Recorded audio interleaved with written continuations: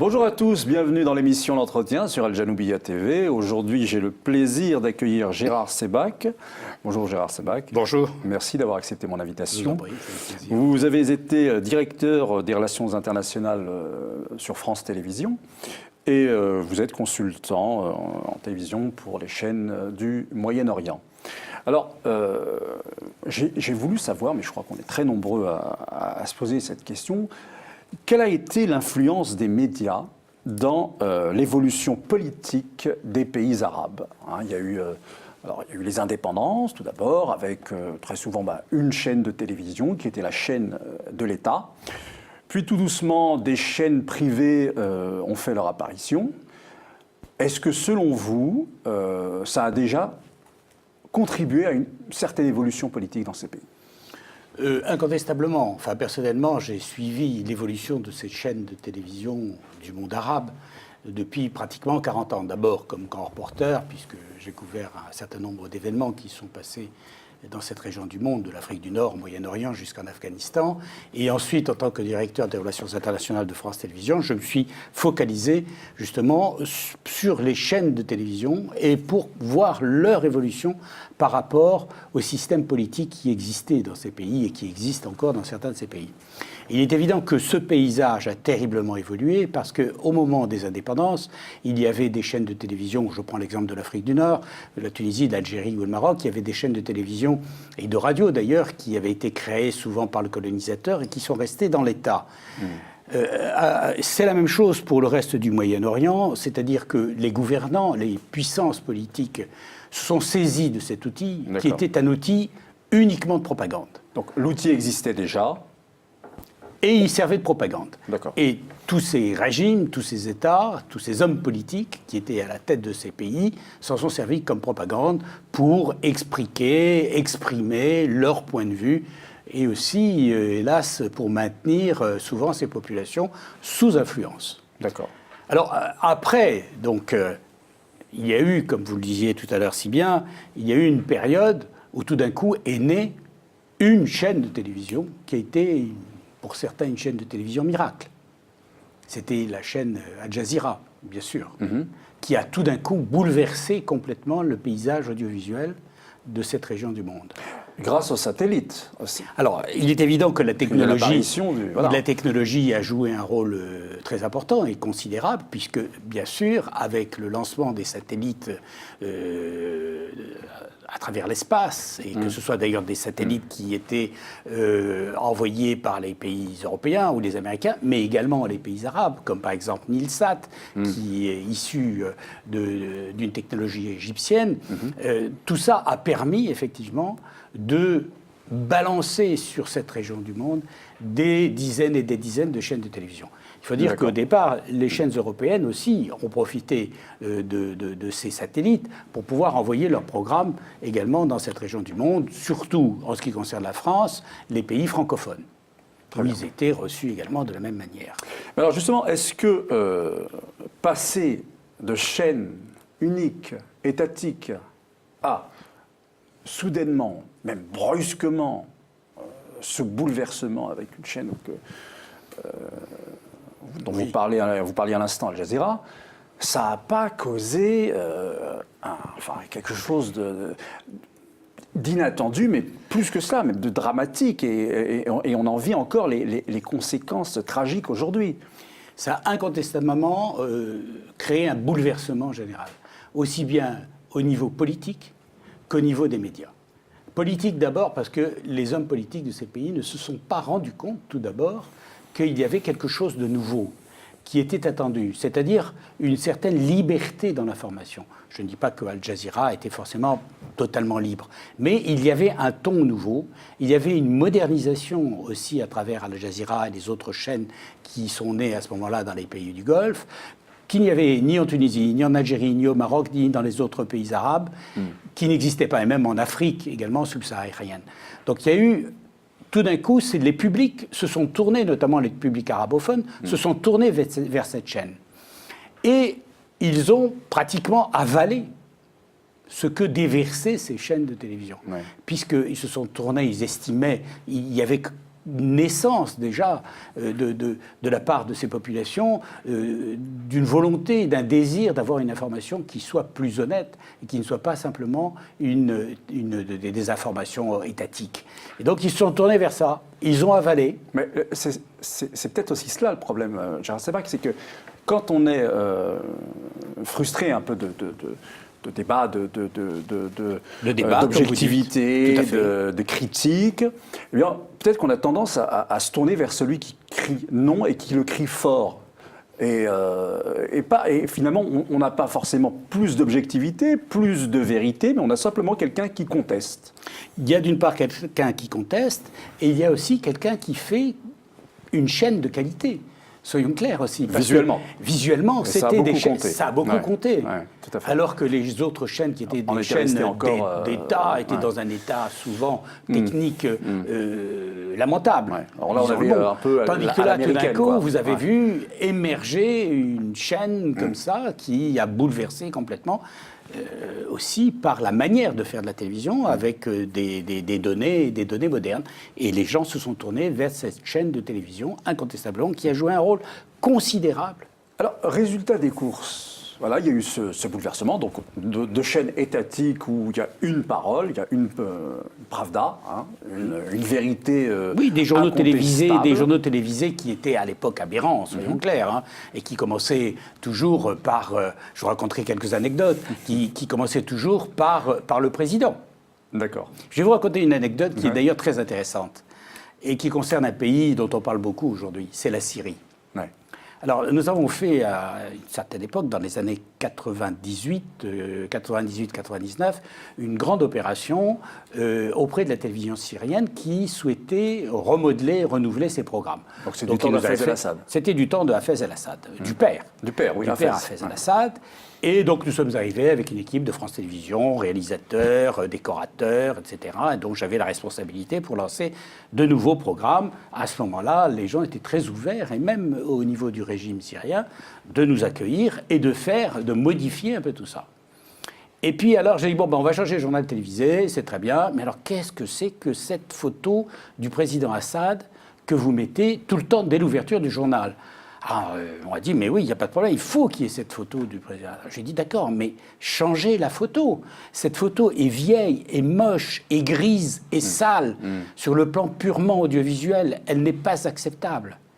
Et vous savez ce que m'avait répondu le directeur de la télévision à l'époque ? Il m'a dit, si on change la photo, on pense qu'il y a une révolution. Donc, nous ne pouvons pas changer cette photo, il faut qu'elle reste. C'est donc bien, si vous voulez, l'image que donnaient ces chaînes de télévision de l'époque. Ouais. Et cette image, on peut la retrouver dans d'autres chaînes de télévision de la région également. Mais ça, l'histoire de Hafez el-Assad, une photo complètement, je me permets du terme, dégueulasse sur le plan technique, ils ne pouvaient pas la changer. Parce que s'ils la changeaient, ils estimaient que c'était dangereux, que le peuple pouvait penser qu'il y avait une révolution. Un changement extraordinaire. Alors, quelle est la vision de Gérard Sebag aujourd'hui sur les médias arabes ? Bon, les médias arabes ont terriblement évolué. D'abord, heureusement, les directeurs de ces chaînes qui existent aujourd'hui ont compris qu'il fallait évoluer. Vous avez un grand organisme qui s'appelle l'ASBU, des chaînes de télévision du monde arabe, qui est installé à Tunis d'ailleurs, qui a compris la nécessité d'évoluer, d'avoir un partenariat entre toutes ces chaînes de télévision. Mais ce n'est pas suffisant encore. Mais ce n'est pas encore suffisant de façon à pouvoir offrir une information qui soit une vraie information libre et indépendante. Alors, parce que ces chaînes sont encore des chaînes qui sont des chaînes d'État, même pas publiques, comme cela existe dans les pays européens, comme en France, où France Télévisions est une chaîne publique et pas d'État. Et la naissance des nouvelles chaînes de télévision, des chaînes de télévision indépendantes comme la vôtre, a incontestablement joué un rôle pour montrer qu'il y avait une possibilité de faire des télévisions de qualité, et des télévisions qui donnent une information correcte à travers le monde arabe. Et c'est ça qu'il faut continuer à faire, c'est ça qu'il faut, parce que l'évolution des peuples arabes, des peuples du Moyen-Orient, des peuples africains, elle est incontestable, elle est incontournable avec la mondialisation aujourd'hui, avec le déversement de tout ce que l'on veut comme chaîne de télévision européenne. Tout le monde est avide d'images, avide d'images. Donc il faut également que ces pays, à mon sens, ne soient pas acculturés, ne perdent pas leur culture. Mais justement, c'est pas... Le trop d'images ne menace-t-il pas la perte de culture? Le trop d'images ne menace pas la culture. Non, je ne pense pas. Je pense qu'au contraire, ça ouvre la culture. Mais il faut que les pays, les nations gardent aussi leur authenticité, leur culture. Oui. Parce que vous prenez, par exemple, vous citiez tout à l'heure les chaînes des pays du Golfe. Déjà, ils ont introduit un nouveau langage. Une nouvelle langue. Une nouvelle langue. Tout à fait. Ils ont introduit une nouvelle langue. Ouais. Vous prenez l'exemple de la Tunisie, de l'Algérie, du Maroc. Le langage commun a été perdu. Ah voilà.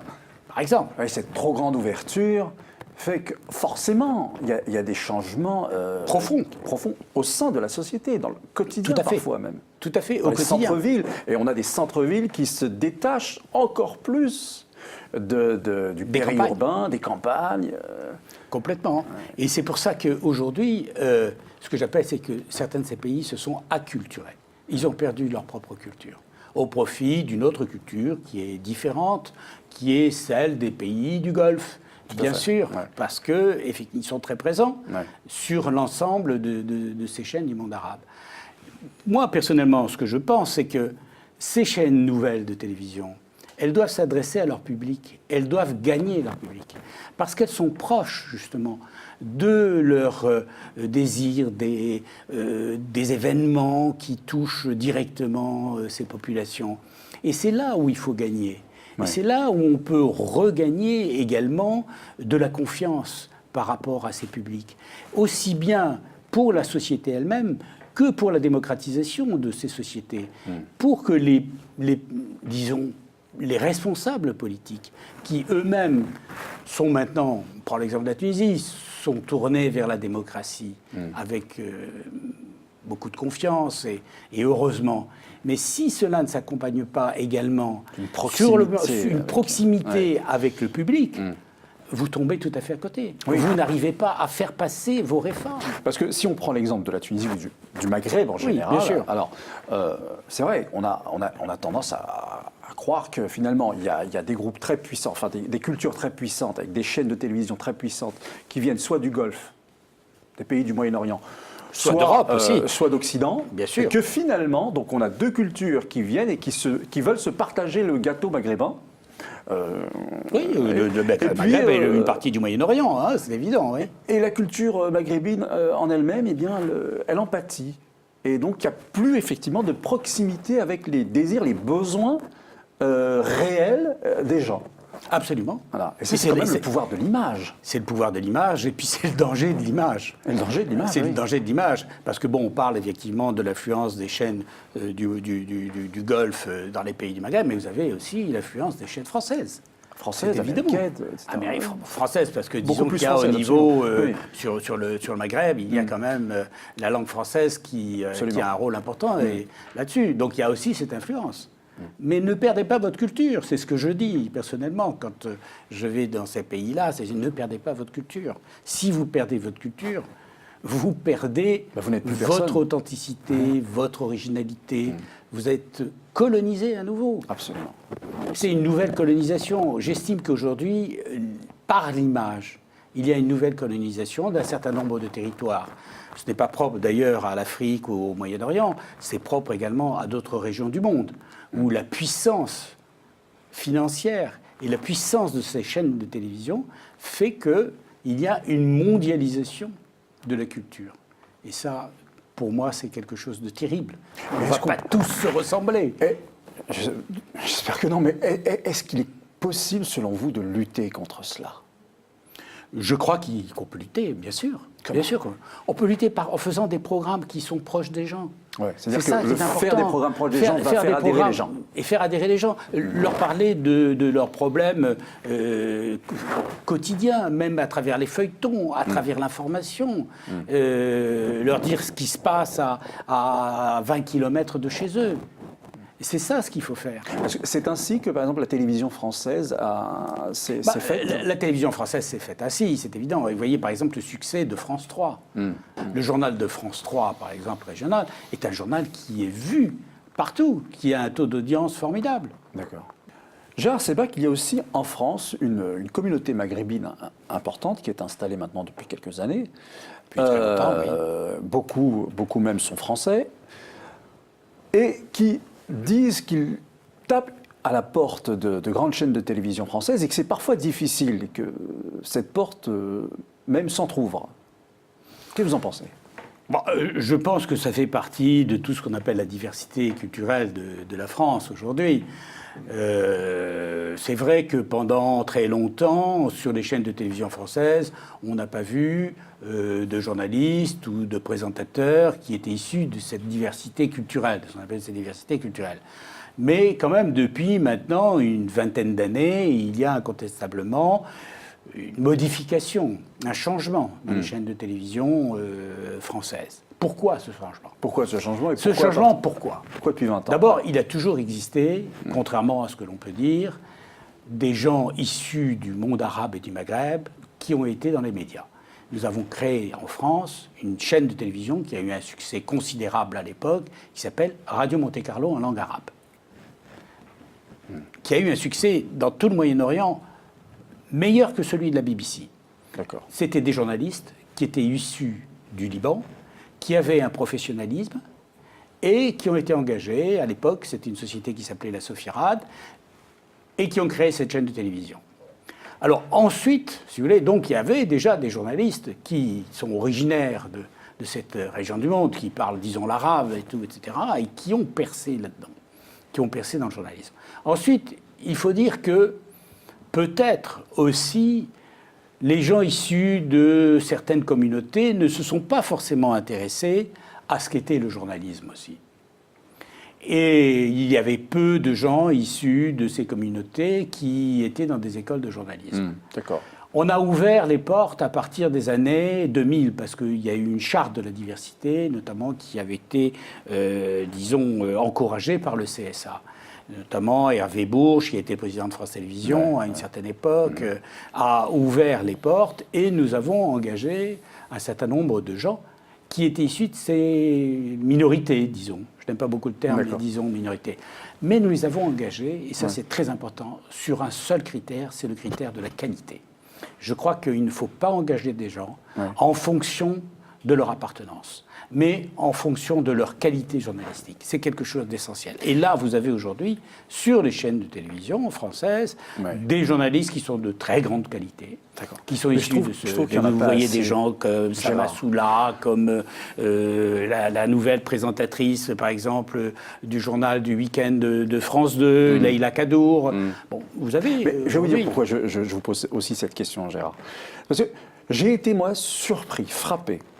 Vous savez, à chaque fin du mois de décembre, vous avez toutes les télévisions font un petit peu leur récap de tout ce qui s'est passé dans l'année. Oui. Les télévisions françaises le font et les télévisions américaines le font. J'ai comparé les deux. C'était extraordinairement différent. Quand je regardais le récap des chaînes de télévision américaines, je crois que j'ai vu toutes les ethnies. Et en quantité, pareil. Quand il s'est agi de regarder ce qui se passe côté français, c'est pas du tout la même chose. C'est encore extrêmement minoritaire par rapport à la vérité française d'aujourd'hui, vous ne trouvez pas ?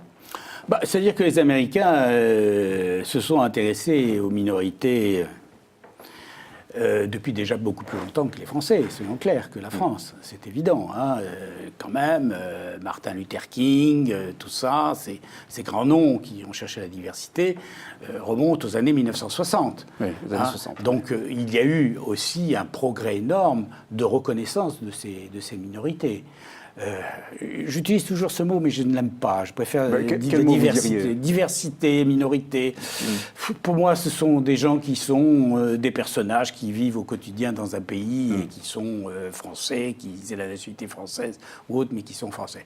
Donc, disons qu'on s'est intéressé à ce problème parce qu'on a senti le besoin aussi de montrer la réalité de ce pays, de l'évolution de ce pays, au niveau de son changement, si vous voulez, de cette évolution. Et on a ouvert les portes. On a essayé d'ouvrir. Mais on ne peut pas ouvrir les portes sans qu'il y ait de qualité. Ah oui, c'est ça le problème. bien sûr. Comme chez vous, à la bien télévision, on ne peut pas engager des gens. C'est même négatif. Oui, c'est contre-productif. C'est contre-productif. En disant comment celui-là il parle mal français, ou il parle mal, ou bien pour vous il parle mal l'arabe, mais on le prend quand même parce que ça c'est très important. Et la qualité, elle est venue parce que vous avez beaucoup de jeunes qui ont été dans les écoles de journalisme, qui sont intéressés aux médias, et aujourd'hui on n'en a peut-être pas assez, mais la porte est ouverte. Et je pense que ça va continuer. Et ce qui doit compter avant tout, c'est la qualité. Parce que moi, journaliste, si je suis journaliste d'origine, je ne sais quoi, je ne veux pas qu'on me dise « Ah oui, tu es là parce que tu viens de cette communauté ». Et non parce ce que qui compte pour moi, talent. c'est parce que j'ai du talent. Hein, c'est comme si vous preniez un médecin, vous disiez ah bah oui, on va prendre des médecins parce qu'ils sont originaires de telle ethnie, de tel machin. On le prend et que c'est un médecin qui n'est pas bon. Là, vous avez des jeunes aujourd'hui, au niveau de tout ce qui est, puisqu'on parle d'audiovisuel, prise de vue, commentaires, comme on le voit, qui sont de très bonne qualité et qui seront, à mon avis, de très grands journalistes. Oui, mais parce que c'est important. On ne peut pas balayer comme ça la question de l'identification. Et c'est vrai que moi, j'ai cru qu'après les émeutes de 2005, parce que ce qui est arrivé aux États-Unis, vous avez raison de le rappeler, ça vient après quelque chose de fort, qui est les émeutes aux États-Unis en 1965, je crois, en pleine ségrégation raciale. Bien sûr. J'avais cru qu'après les émeutes en banlieue 2005, qu'il se passerait quelque chose de plus rapide, plus vrai, plus... Alors ça se fait, vrai, mais c'est encore un peu... Ça va assez lentement. Ça se fait, mais ça va peut-être lentement, mais je crois que ça va se faire, que ça se fait de plus en plus. Je suis assez confiant là-dessus, hein, parce que je crois qu'il y a... C'est pas une question de prise de conscience, vous voyez, des responsables des chaînes de télévision ou autres qui... je crois que je remets l'accent sur la qualité. C'est ça qui est essentiel. C'est très important. Faites de bons journalistes. Quel qu'il soit, faites du bon travail, avec beaucoup d'imagination, avec du sérieux, avec de la déontologie. C'est ça qu'il faut. Alors, un mot sur la Tunisie, Gérard Sebag. L'évolution des médias en Tunisie. Vous avez un regard là-dessus ? Oui, certainement. Certainement, j'ai un regard profond, d'abord parce que je m'intéresse à ce pays, mais également parce qu'il y a eu la révolution, bien sûr, la révolution tunisienne. Et la révolution tunisienne a tout bouleversé. Oui, c'est de là que tout a tout bouleversé. La télévision tunisienne était une chaîne où... effectivement, j'ai quelques expériences d'ailleurs à la télévision tunisienne où effectivement vous aviez la photo du président également en permanence. Vous aviez des discours fleuves aussi. Puis là, la parole a été ouverte et c'est quelque chose de formidable dans un pays comme le vôtre où tout d'un coup les gens ont découvert qu'on pouvait faire de l'information qui soit pas contrôlée. Je ne veux pas dire que cette information ne peut pas être parfois manipulée, car il faut faire attention à ça, à la manipulation de plus en plus aujourd'hui de l'information, que ce soit d'ailleurs dans cette région du monde qu'en Europe, comme à travers le monde. Hein. La manipulation, ce qu'on appelle les fakes, ça existe d'une manière... c'est devenu même le mot fake, qui veut dire faux, n'est-ce pas, est devenu quelque chose d'absolument courant. Vous avez du fake partout, partout. Donc pour cela, la Tunisie est aujourd'hui, à mon sens, sur une voie très intéressante. Non seulement pour elle-même, mais par rapport à toute la région. D'accord. Parce que la parole s'est ouverte. Selon vous Je crois que c'est un laboratoire. la Tunisie est un laboratoire actuellement pour plusieurs choses. Évidemment, sur le plan économique, sur le plan de la démocratie et également sur le plan des médias. Les médias aujourd'hui, surtout audiovisuels, sont libérés. Et ça, c'est quelque chose de considérable et d'important. Est-ce que c'est bien?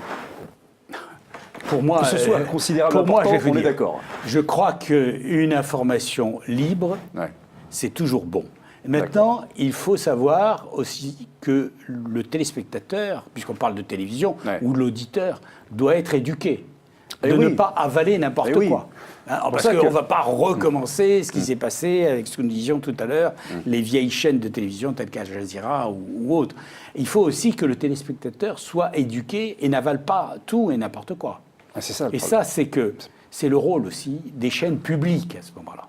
Vous voyez ce que je veux dire? Je crois que les chaînes publiques doivent aussi participer à l'éducation de la communication et de ce qu'est justement la communication et de pouvoir déterminer ce qui est vrai, ce qui est faux. Moi, je crois, Gérard Sebag, que jamais comme aujourd'hui, cette éducation, justement, pour savoir ce qui est vrai de ce qui est faux, aujourd'hui, l'école doit aider les enfants à apprendre à regarder la télévision, apprendre à regarder Internet aussi. Oui. Vous avez entièrement raison. Même en France, d'ailleurs. Bien sûr, même, pas seulement, même en France, vous avez entièrement raison. C'est très important. On ne le fait pas assez. On ne fait pas assez de dire... il faudrait pratiquement qu'il y ait dans les écoles un cours d'éducation audiovisuelle. Tout à fait. L'image étant tellement importante aujourd'hui. Ou de communication. C'est propre à la France aussi, de la même manière. Parce que, bon, vous parlez de télévision, on parle de télévision, mais maintenant, vous avez Internet, qui est un phénomène aussi fabuleux et extraordinaire. Hein. C'est la nouvelle manière de communiquer, c'est les nouvelles chaînes de télévision qui est dans votre poche, avec votre téléphone portable. Vous avez votre téléphone portable et automatiquement, vous avez 40 chaînes de télévision. C'est absolument fabuleux. Et je crois que les publics ne sont pas encore suffisamment formés à l'utilisation de ce nouvel outil, de cette nouvelle forme de communication. Ça, il faut également faire attention à cela et il faut justement éduquer le public. C'est essentiel. Merci beaucoup Gérard Sebag pour toutes ces précisions. Eh bien, je vous donne, quant à moi, rendez-vous prochainement pour un nouveau numéro de l'émission L'Entretien sur Al Janoubia TV. Au revoir.